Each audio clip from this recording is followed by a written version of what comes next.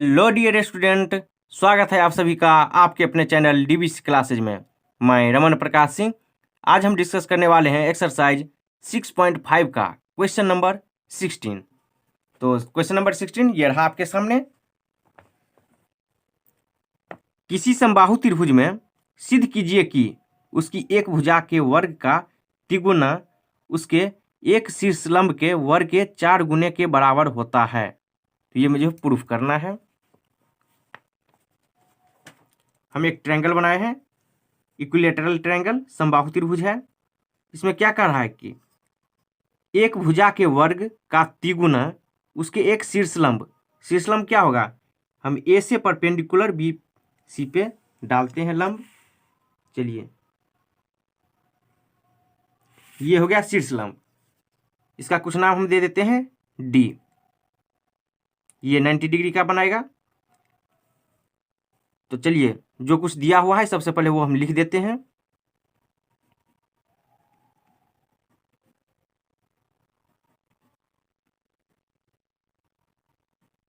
एक समबाहु त्रिभुज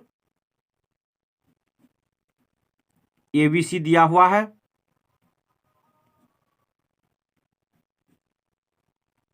जहां AD परपेंडिकुलर है किस पे, BC पे, तथा AB equal to BC equal to CA। क्योंकि समबाहु त्रिभुज है तो सभी का साइड क्या होगा, इक्वल होगा। तो अब मुझे प्रूफ क्या करना है, तो सिद्ध करना है। टू प्रूफ क्या करा है, देखिए कि एक भुजा के वर्ग, यानी कोई भी एक भुजा का वर्ग होगा, का वर्ग उसके एक शीर्षलंब के वर्ग के 4 गुने के बराबर, यानी उसका शीर्षलंब जो है ये इसका 4 गुने के बराबर होगा। तो यानी अगर हम कहें AB स्क्वायर यानी 3AB square is equal to 4AD square के बराबर होगा, यानी वर्ग के बराबर। तो चलिए कंटिन्यू करते हैं। चूंकि देखिए AB स्क्वायर है यहाँ, तो जैसे ही AB स्क्वायर आया तो कौन सा थ्योरम हम अप्लाई करेंगे यहाँ पे, तो पाइथागोरस। क्योंकि यहाँ साइड का स्क्वायर है तो पाइथागोरस थ्योरम में क्या होता है, साइड का स्क्वायर। तो अब यहाँ अप्लाई कर सकते हैं पाइथागोरस, क्यों, क्योंकि ये शीर्षलंब है और ये 90 डिग्री। तो किस ट्रायंगल में, देखिए AB से बनने वाला ट्रायंगल, तो AB ये रहा, तो ABD। चलिए इस ट्रायंगल में, ट्रायंगल ABD में, तो चूंकि ट्रायंगल ABD में 90 के सामने का ये हाइपोटेनस, तो क्या हो जाएगा, AB का square is equal to AD का स्क्वायर प्लस BD का स्क्वायर, परपेंडिकुलर का स्क्वायर प्लस बेस का स्क्वायर, ये होता है। चलिए इसको हम इक्वेशन फर्स्ट बोल देते हैं। तो ये कैसे हुआ, तो पाइथागोरस प्रमेय से, पाइथागोरस थ्योरम से। चलिए ये हुआ।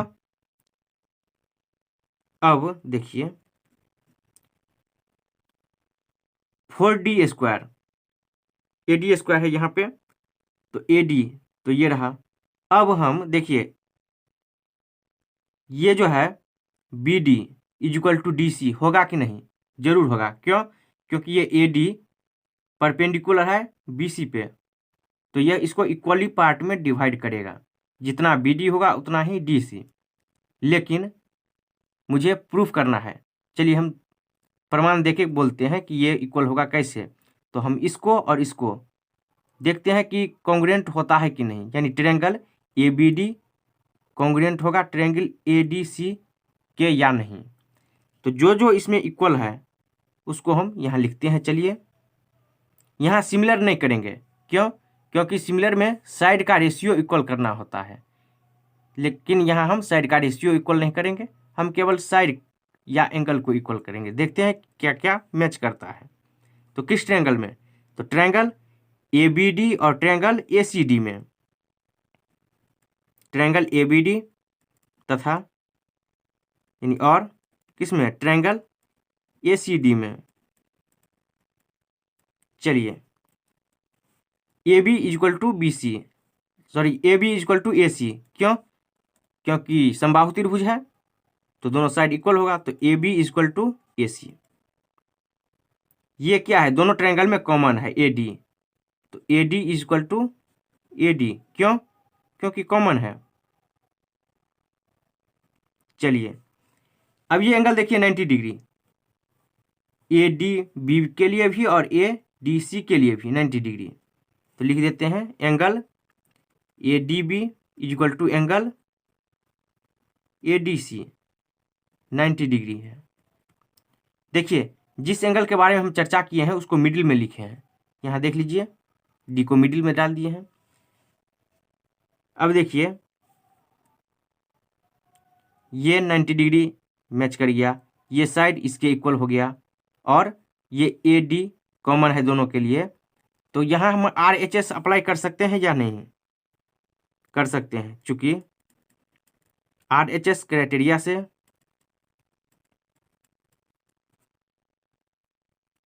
क्या हो जाएगा, ये दोनों ट्रायंगल कॉन्ग्रुएंट हो जाएगा। Triangle A B D congruent हो जाएगा किसके? ट्रायंगल ए सी डी के। आर एच एस का मतलब क्या होता है? आर से राइट एंगल, तो ये राइट एंगल देखिए 90 डिग्री है। एच हाइपोटेनस, तो यहाँ भी इक्वल हो गया दोनों में, और साइड यानी दोनों के लिए ये साइड कॉमन है इक्वल। तो यहाँ अब क्या हो जाएगा, जैसे ही ये ट्रायंगल और ये ट्रायंगल कॉन्ग्रुएंट हो गया तो ये इसके इक्वल होगा, ये इसके इक्वल होगा और ये इसके इक्वल, यानी B D equal D C. तो यहाँ लिख देते हैं B D equal to C D या डी सी, किस से? तो सी पी सी टी से, corresponding part of congruent triangle से। चलिए अब इक्वेशन फर्स्ट से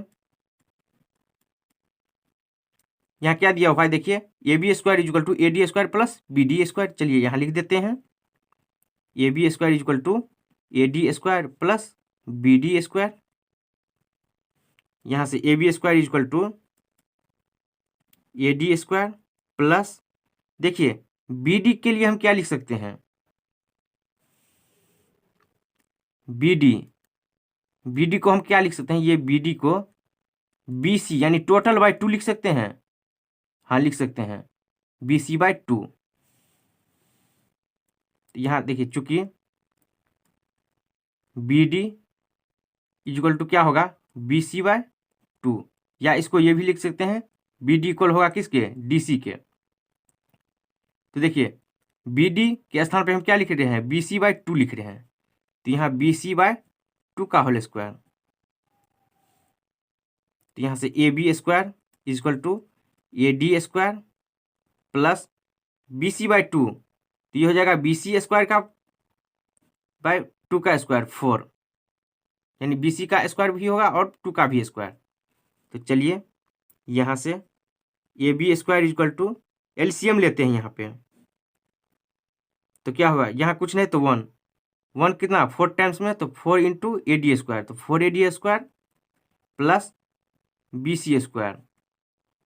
चलिए ये 4 डिवाइड में है, इक्वल टू के साइड मल्टीप्लाई में हो जाएगा, तो ये हो जाएगा 4 A B square equal to 4 A D square plus B C square. तो यहाँ से 4 A B square equal to 4 A D square, और बी सी के स्थान पे हम ए बी लिख सकते हैं कि नहीं? लिख सकते हैं। देखिए ऊपर में A B equal to B C equal to C A, क्योंकि समबाहु त्रिभुज है, तो यहाँ हम बी सी के स्थान पे क्या लिख रहे हैं? ए बी, तो ये हो जाएगा ए बी स्क्वायर। चूंकि समबाहु त्रिभुज है इसीलिए A B equal to B C equal to C A. चलिए 4 ए बी स्क्वायर, चलिए यहाँ प्लस में इक्वल टू के साइड माइनस में हो जाएगा, तो minus A B square equal to 4 A D square. 4 minus 1 कितना हो जाएगा? 3 A B square equal to 4 A D square, और यही मुझे लाना था। हो गया प्रूफ। देखिए कितना आसानी से प्रूफ हो गया। चलिए देख लीजिएगा ऊपर से।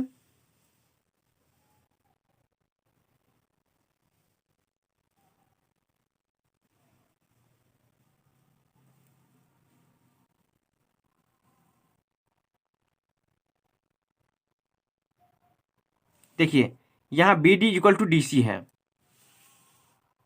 B D equal to D सी।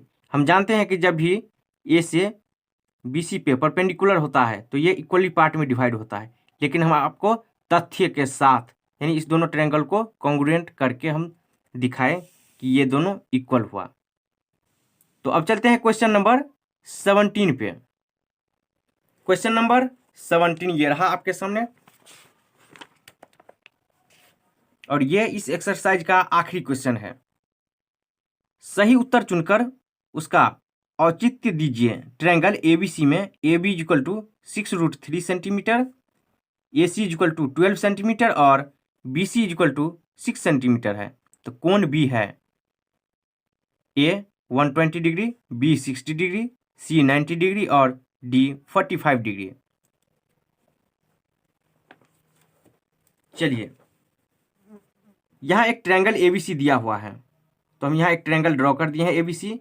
यहाँ ए बी इक्वल टू 6√3 है, A B equal to 6√3, A C equal to 12 centimetre, ये 12 सेंटीमीटर है, और B C equal to 6 centimetre, ये 6 सेंटीमीटर। देखिए मुझे पता नहीं है कि ये राइट एंगल ट्रायंगल है या कौन सा ट्रायंगल है। तो यहाँ देखिए टोटल 3 वैल्यू दिया हुआ है। तो आपको याद होगा एक्सरसाइज 6.5 में क्वेश्चन नंबर फर्स्ट जो हम सॉल्व किए हुए थे, तो यहाँ मुझे दिया हुआ था, देखिए एक्सरसाइज 6.5 का फर्स्ट क्वेश्चन कि कौन कौन से समकोण त्रिभुज हैं, और जो समकोण था उसे कर्ण की लंबाई मुझे ज्ञात करना था। तो देखिए यहाँ क्या है, 7 सेंटीमीटर, 24 सेंटीमीटर और 25 सेंटीमीटर। यहाँ पता नहीं है कि कौन हाइपोटेनस है, कौन परपेंडिकुलर और कौन बेस। तो चलिए यहाँ देखिए, तो जब हम इसको सॉल्व करने लगे थे तो यहाँ देख लीजिए कैसे हम सॉल्व किए हुए थे। समकोण लाने के लिए हम पाइथागोरस अप्लाई किए हुए थे, यानी A C square equal to A B square plus B C square. देखिए A C square equal to A B square plus B C square, यहाँ हम पाइथागोरस अप्लाई किए हुए थे। और जो सबसे बड़ा वैल्यू था हम उसे हाइपोटेनस मान के चले थे, और मान के नहीं चले थे, वो होता ही है हाइपोटेनस। तो यहाँ देखिए बड़ा वाला को हम हाइपोटेनस लिए थे। तो सेम इसी तरह से यहाँ करते हैं। यहाँ मुझे पूछ नहीं रहा कि समकोण है या क्या है, मुझे एंगल फाइंड करना है, एंगल। तो देखिए यहाँ हम लिख देते हैं। अब कंटिन्यू करते हैं सॉल्यूशन। दिया हुआ है क्या, एक ट्रायंगल एबीसी दिया हुआ है जहाँ A B equal to 6√3 centimetre, A C equal to 12 centimetre तथा B C equal to 6 centimetre है। तो मुझे क्या प्राप्त करना है, to find angle B equal to what, ये मुझे फाइंड करना है। तो यहाँ हम पाइथागोरस अप्लाई कर देते हैं। जो सबसे बड़ा वैल्यू है, तो सबसे बड़ा कौन हुआ, ये रहा 12 सेंटीमीटर। तो हम मान लेते हैं कि ये हाइपोटेनस है। तो यहाँ लिखते हैं A C square equal to A B square plus B C square. जैसे ही हम इसको हाइपोटेनस मान लिए हैं, तो बाकी का ये तो परपेंडिकुलर होगा या बेस होगा, ये परपेंडिकुलर होगा या फिर बेस होगा। तो चलिए पाइथागोरस से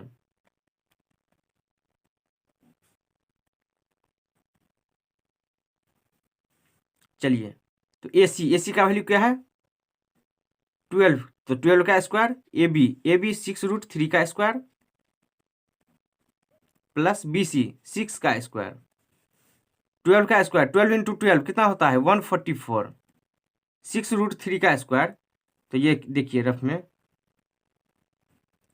6 का भी स्क्वायर होगा और √3 का भी स्क्वायर, तो 6 का स्क्वायर इंटू √3 इंटू √3, तो √3 इंटू √3 कितना होगा, ये 3 होगा इंटू 36, चलिए इसको मल्टीप्लाई कर दीजिए, कितना हो रहा है 108।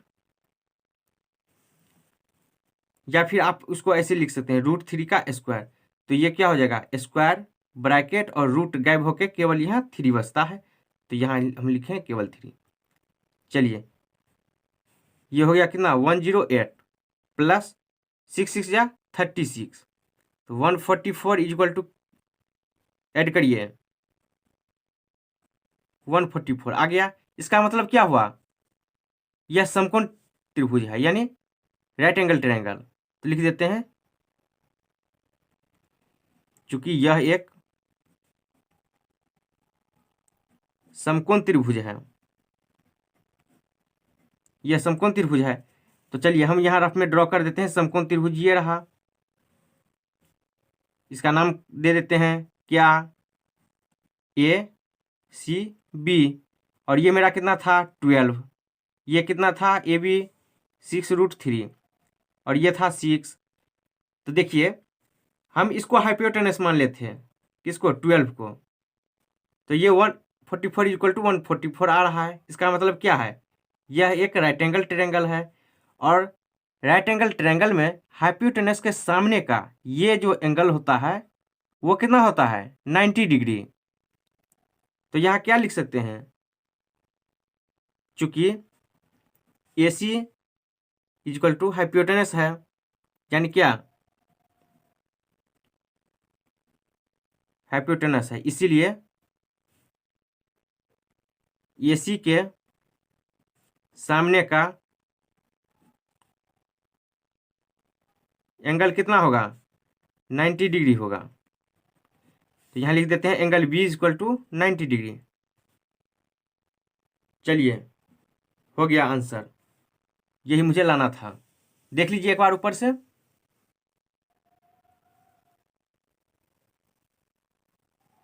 तो 17 ये आखिरी क्वेश्चन था एक्सरसाइज 6.5 का। तो स्टूडेंट कैसा लगा आज का क्लास, अच्छा लगा होगा तो लाइक शेयर कमेंट और सब्सक्राइब जरूर कीजिए। धन्यवाद, मिलते हैं अगले वीडियो में अगला एक्सरसाइज के साथ।